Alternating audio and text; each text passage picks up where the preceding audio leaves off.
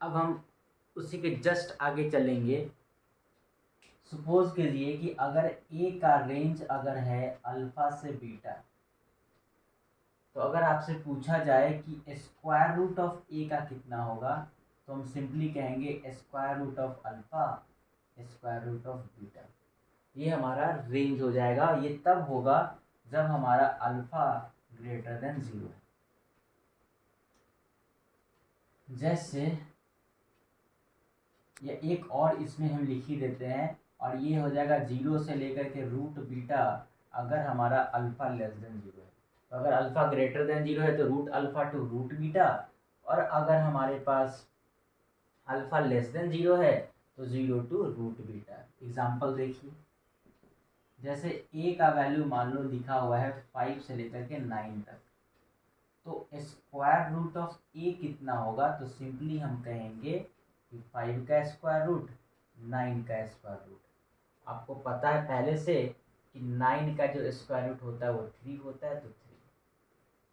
एक एग्जांपल और, अगर ए का इंटरवल देता है कि -5 से 9 तक है, तो हमसे पूछा जाए कि स्क्वायर रूट ऑफ ए कितना होगा, तो हम कहेंगे 0 से 3, क्योंकि 9 का स्क्वायर रूट होता है 3। ये हमारे पास दूसरा प्रॉपर्टी था कि अगर स्क्वायर रूट ऑफ ए पूछा जाएगा तो हम कैसे करेंगे।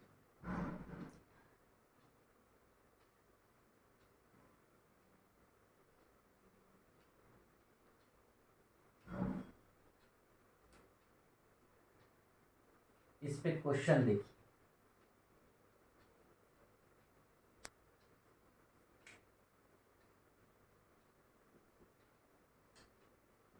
Find the range of the following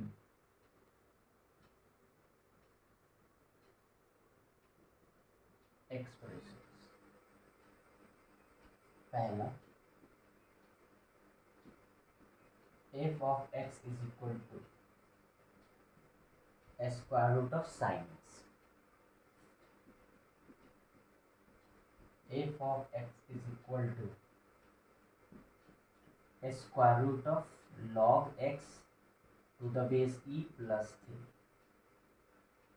तो चलिए इसका आंसर हम निकालते हैं। सॉल्यूशन, हमें रेंज निकालना है square root of sine x का। तो पहले पता करो कि साइन एक्स का क्या रेंज होता है। तो आपको पहले से ये पता है कि साइन एक्स का जो रेंज होता है वो होता है -1 to 1। तो हमें पूछा गया है square root of sine x का। अल्फा लेस देन 0 है, तो यहाँ पे हमारा सिंपली कहेंगे 0 to 1, क्योंकि 1 का स्क्वायर रूट 1। तो पहले वाले क्वेश्चन का जो आंसर है वो है 0 to 1। सेकेंड वाले का देखिए, log x to the base e का रेंज कितना होता है। तो आपने पढ़ा है कि इसका होता है -∞ to +∞।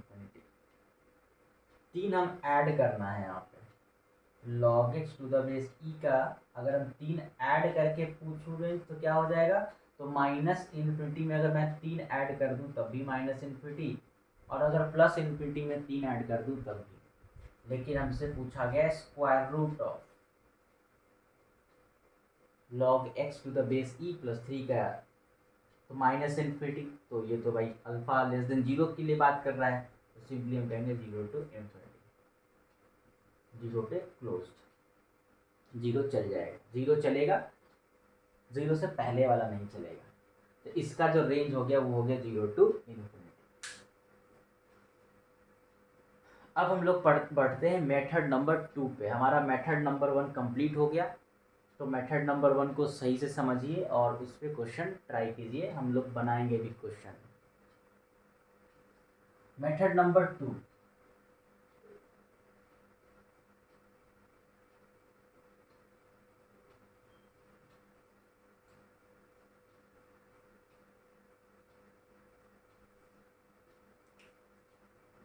Range of a composite function.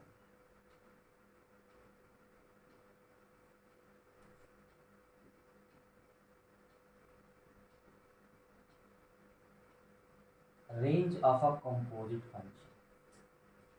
This is called method number 2.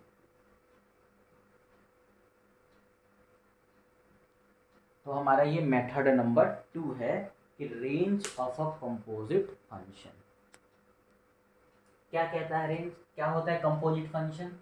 तो पहले तो आपको याद होगा कि अगर फंक्शन खुद एक फंक्शन के हेल्प से बना है ना, फंक्शन खुद एक फंक्शन के हेल्प से बना है, that function is known as composite function. तो this is my composite function, क्योंकि ये खुद फंक्शन है और ये भी फंक्शन है, तो इसलिए इस कंपोजिट फंक्शन को हम लोग क्या कह सकते हैं? Function of functions. तो कंपोजिट फंक्शन का हम ये भी बोल सकते हैं function of functions. I think composite function के बारे में हम कुछ डिस्कस किए थे हल्का।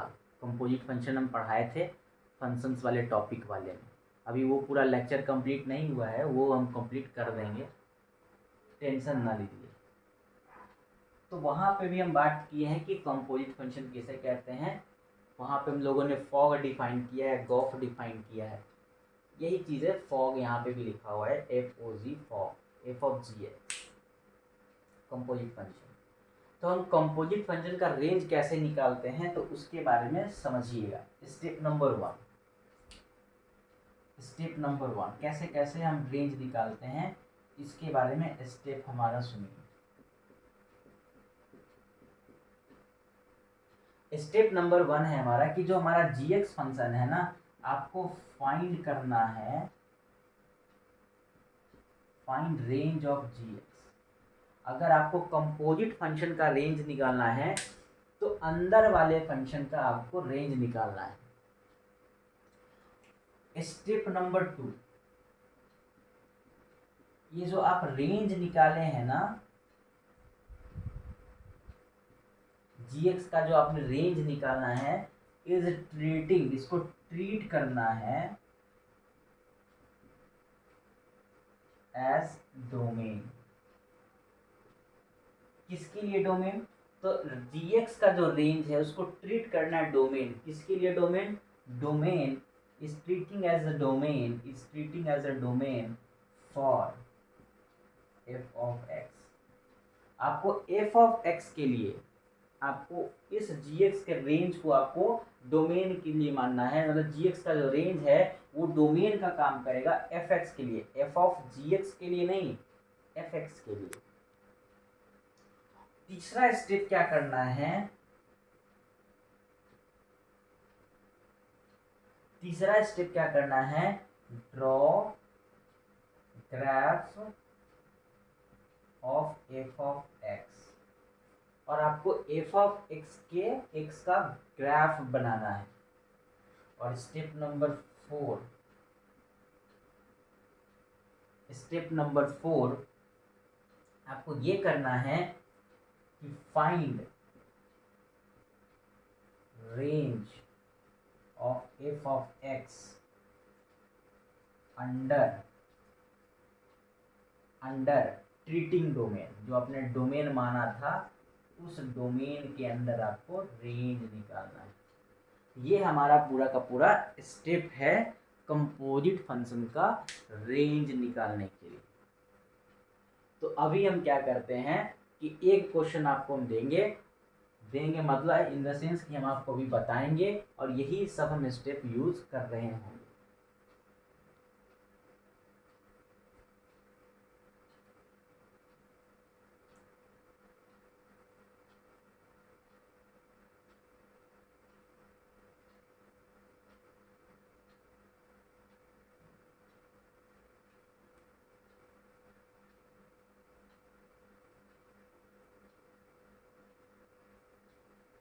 Question number 1,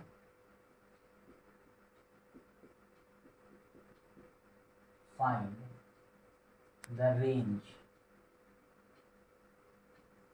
of the following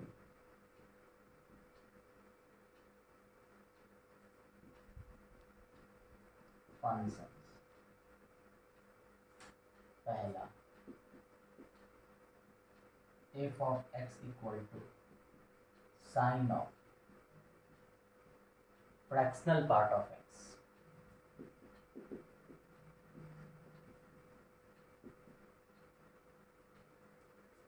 ई का power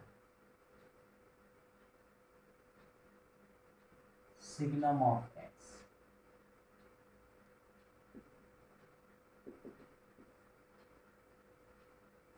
F of x is equal to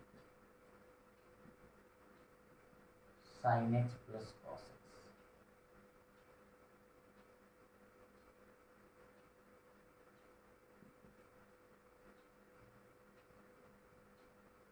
sign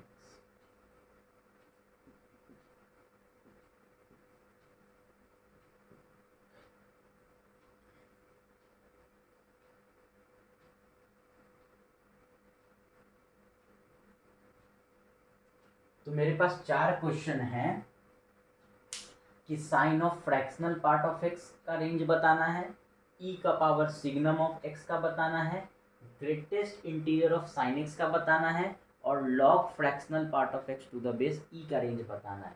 आइए 1 बाय 1 करते हैं।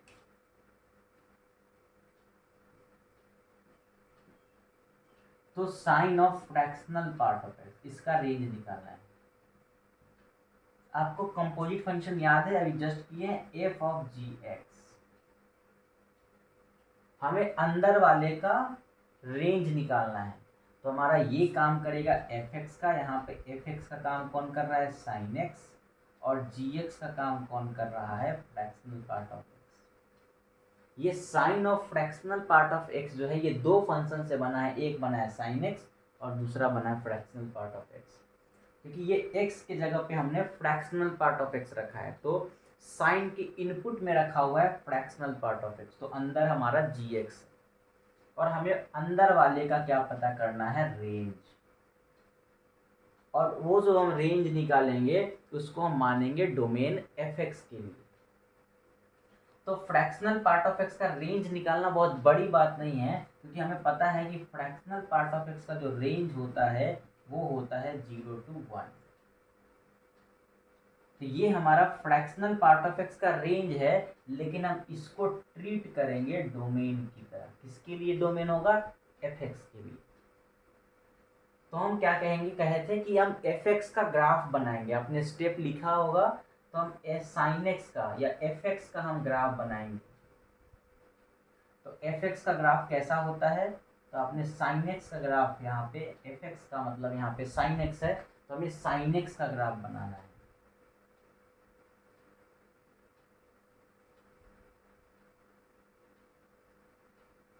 हमें साइन एक्स का ग्राफ बनाना है, और किस डोमेन के लिए, 0 से 1 के लिए, क्योंकि हम इसी डोमेन के अंदर हम बात करेंगे।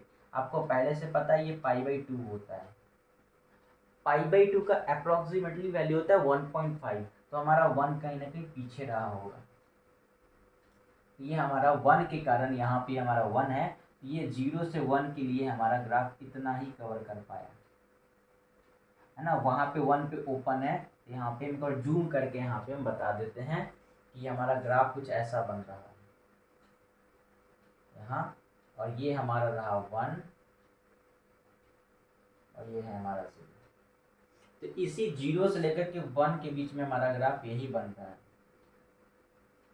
0 से लेकर के 1 के बीच में हमारा ग्राफ, क्योंकि हमने पहले फ्रैक्शनल पार्ट ऑफ एक्स का हमने पहले क्या पता किया, रेंज, और उस रेंज को हम डोमेन मानेंगे लिए एफ एक्स के लिए, और हम साइन एक्स का रेंज पता करेंगे उस ट्रीटिंग डोमेन पे। मैंने लिखा है, तो यहाँ पे हमारा ये हमारा साइन एक्स का ग्राफ था, ये हमारा था y equal to sine x का। तो यहाँ 1 जब डाल रहे होंगे तो क्या वैल्यू मिलेगा साइन का उस टाइम पे वैल्यू, तो x के जगह पे 1 डालेंगे तो हमें साइन 1 मिलेगा।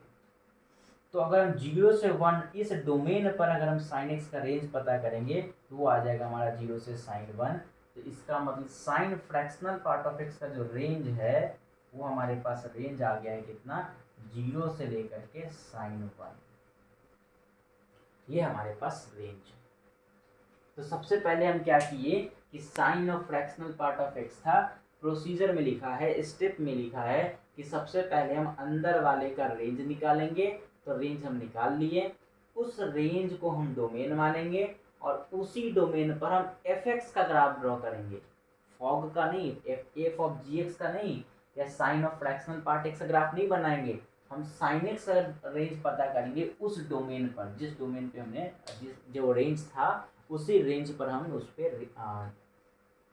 उस रेंज को हमने डोमेन माना और उसी डोमेन पर हम एफ एक्स का हम रेंज पता कर लेंगे और जो रेंज आएगा वही हमारे लिए उस कंपोजिट फंक्शन का रेंज होगा। क्वेश्चन नंबर 2 पे डिस्कस करते हैं।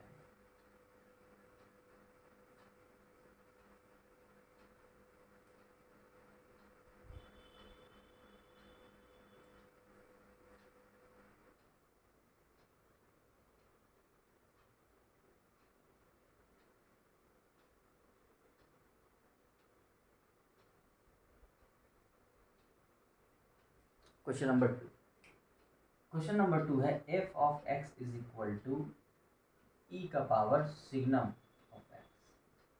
यहाँ अंदर फंक्शन कौन है, तो आपको पता है अंदर का फंक्शन यहाँ पे है। अंदर का फंक्शन तो पहले, बाहर का फंक्शन तो है ई का पावर एक्स और अंदर का जो फंक्शन है वो है सिग्नम ऑफ एक्स। तो हमें अंदर वाले फंक्शन का रेंज निकालना है और आप पहले से पता है कि सिग्नम का रेंज कितना होता है, तो हम लोगों ने ये पढ़ा है। और अब ये सिग्नम का ग्राफ, सिग्नम का डोमेन, सिग्नम का रेंज, ये सब बताया गया है, वीडियो ऑलरेडी अपलोडेड है।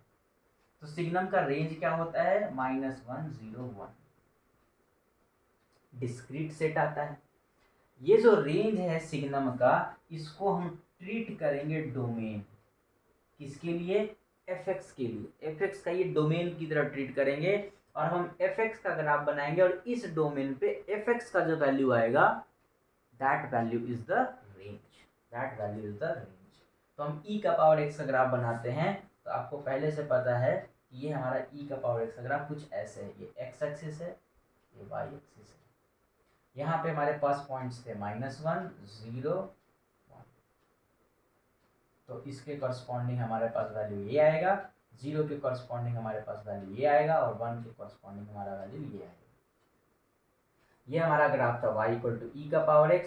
तो अगर हम x के जगह पे -1 डालेंगे तो ये वैल्यू जो है हमारा e का पावर -1 आएगा, मतलब 1/e आएगा।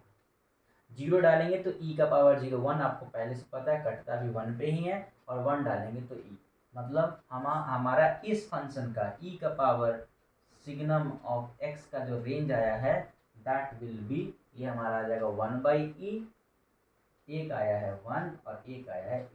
This is my range. This is my range for e का power signum of x।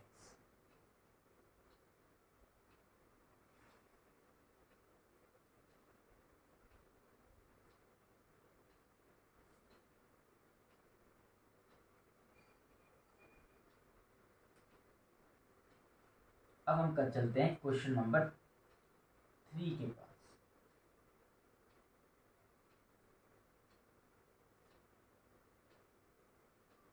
Question number 3, f of x is equal to greatest integer of sin x। पहले बताओ बाहर वाला फंक्शन कौन है। आप ये एफ एक्स से कंफ्यूज मत हो जाना, चलो ऐसा करते इसको एच एक्स कह देते हैं। तो बाहर वाला जो फंक्शन है वो बाहर वाला फंक्शन, इसको सबको एच कर लो क्योंकि वहाँ पर सबको बाहर वाले को एफ एक्स कहते हैं। तो आप लगेगा कि अरे ये दोनों एफ एक्स सेम कैसे हो गया। तो एफ एक्स इक्वल टू बाहर वाला फंक्शन है ग्रेटेस्ट इंटीजर ऑफ एक्स, और अंदर वाला फंक्शन कौन है, ये है हमारा साइन एक्स। हम एक्स की जगह पे साइन एक्स रखे हैं तभी तो हमारा greatest integer of sine x बना है। तो हमें बाहर वाले फंक्शन का क्या पता करना होता है, रेंज। बाहर वाले का नहीं, अंदर वाले का, अंदर वाले का हमें रेंज निकालना होता है और उस रेंज को हम ट्रीट करते हैं डोमेन की तरह। किसके लिए डोमेन होता है, एफ एक्स के लिए वो डोमेन होता है। तो साइन एक्स का क्या रेंज होता है, ये तो पहले से पता है कि साइन एक्स का रेंज होता है -1 to 1। तो हम greatest integer of sine x का ग्राफ बनाएंगे इस -1 to 1 में। और हम चेक करेंगे कि उसके कॉरस्पॉन्डिंग क्या क्या वैल्यूज आ रहे हैं। चलिए हम greatest integer of sine x का ग्राफ बनाते हैं। एक्स ही है भाई, ग्राफ याद होगा, ये हमारा क्लोज, ये ऐसे करके आपको पता होगा, ये 1 ये 0, इसके बाद जस्ट ऊपर जाएगा ऐसे, फिर यहाँ पे मिलेगा 2, ये हो गया हमारा 1।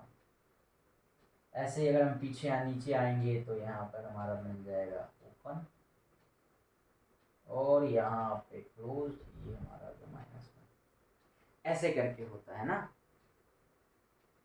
फिर ऐसे ही ये हमारा -1 था, ये हमारा -2, ये कुछ ऐसे जा रहा होगा ऐसे, और ये यहाँ पे होगा ओपन, और ये यहाँ पे क्लोज्ड। ओके, ऐसे ही ग्राफ ऊपर भी जाते रहता है और नीचे। ये हमारा greatest integer of sine x का ग्राफ है।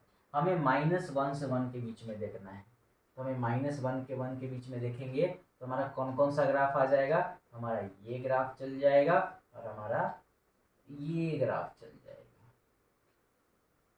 है ना।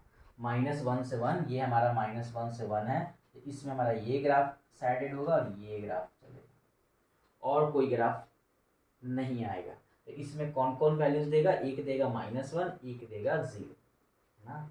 एक देगा -1, एक देगा 0, और एक 1 भी दे देगा। तो यहाँ पे देखो ना, साइन एक्स में -1 to 1 और 1 क्लोज है, मतलब 1 को भी इंक्लूड करेंगे। जब हमारा 1 इंक्लूड हो जाएगा तो हमारे उस केस में हमारे पास 1 भी आ जाएगा, तो हमारे पास greatest integer of sine x का जो रेंज आएगा दैट विल बी क्या क्या होगा, ये हो जाएगा हमारे पास -1, उसके बाद 0 और 1, ये हमारे पास greatest integer of sine x का वैल्यू है। तो greatest integer of sine x का रेंज आ जाएगा -1, 0 और 1। तो ये हमारे पास greatest integer of sine x का रेंज है। अब हम पता करेंगे, क्योंकि देखो 1 क्लोज है, 1 पे ओ क्लोज है, इसलिए हम यहाँ पे 1 को भी लेंगे, और जब 1 को लेंगे हमारे डोमेन में 1 भी है, तो इसके करस्पॉन्डिंग ये पॉइंट मिल जाएगा और ये पॉइंट मिल जाएगा, तो 1 मिल जाएगा।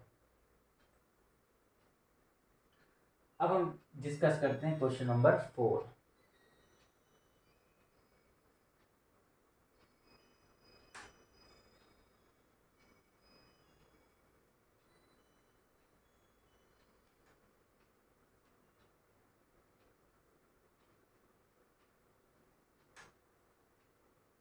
क्वेश्चन नंबर 4 है hx is equal to log fractional part of x to the base e।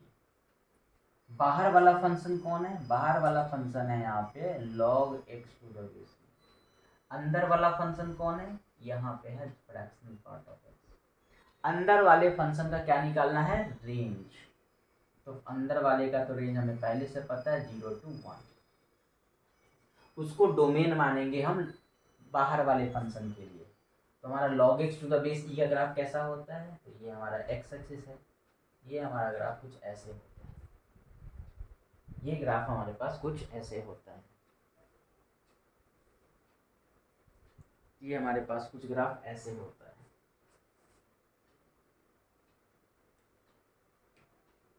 इसको थोड़ा सा ऊपर बना दें क्योंकि वीडियो में नहीं आ रहा है।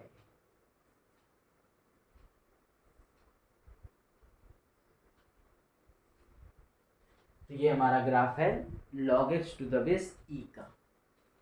Now it's fine. तो यहाँ पे 0 to 1, तो यहाँ पे 0 से लेकर के 1 के लिए चेक करना है, तो 0 से लेकर के 1, और आपको पता है ये खुद 1 होता है, तो हमारा ये वाला हमारा यहाँ पे आ जाएगा। 1 इंक्लूड नहीं है तो इसको हम हटा देंगे। इस इतने पॉइंट के लिए हमारे पास ये ग्राफ फंसा है, तो इसका मतलब उस टाइम पे रेंज कितना जाएगा, -∞ से लेकर के 0 तक। तो log fractional part of x to the base e का जो रेंज हो जाएगा दैट विल बी -∞ टू 0।